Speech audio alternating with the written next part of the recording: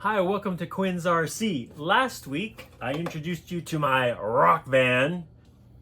Super excited, especially excited this time because I have the CR18P Trail Hunter or T-Hunter. And what's so awesome about this truck is I won it. I won it on Fair RC's launch live stream. And they were giving away trucks. If you haven't gone on those, I suggest that you follow Fair RC on Facebook and watch their live streams because they give away great prizes. And also, it's a way to get familiar with the new releases. So I'm going to get this out of the box. I'm going to give you a few thoughts, get a little running video, and then stay tuned because I have upgrades on the way. They're supposed to arrive today in the mail. Okay, first tip. When you try to get it out of the box, I was under here ripping stuff, trying to figure out why it wouldn't come out of the box. You just need to grab these and lift it out, and it comes out fairly easily. As I mentioned, my last video was about the Hobby Plus Rock Van, which shares the same chassis as the T-Hunter. If you want to see how it went, installing the metal drive shafts, the metal transmission gears, and the bumper light bar and fog lights, please go check out my last video. I'll put a link to it up here.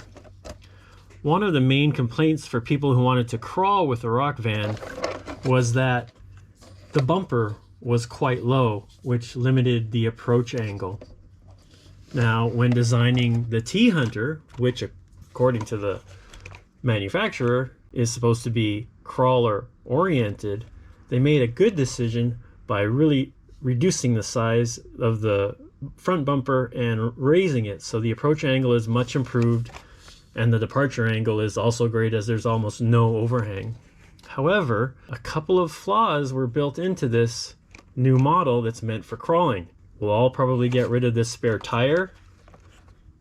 They mounted the battery outside of the body in a much higher position than on the rock van, and they also added hard plastic scale accessories like the gas cans and the toolbox, as well as a pretty thick bed.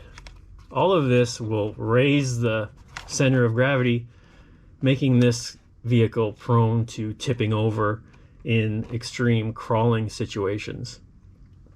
In my opinion, another flaw, if you're going to cater to the hobbyist who wants to modify their rigs and likes to get inside, you have to use screws to get in underneath the body to get access to the ESC receiver combo and the motor and transmission. All of this leads to a less convenient package for the kind of person who wants to modify their vehicle. The best way to counteract weight up high, other than removing it, is to add weight down low. So when I won this truck, I immediately ordered brass hex weights to add more weight to each of the four corners, which should improve its crawling ability. The shocks that come with the vehicle are friction only, no oil, so it is kind of bouncy. Hobby Plus has upgrade shocks, oil-filled aluminum shocks. I have a set of those coming, one each for the T-Hunter and also one for the rock van. So stay tuned, subscribe to my channel so you don't miss how those upgrades go. There are also some really good things to like about this vehicle though.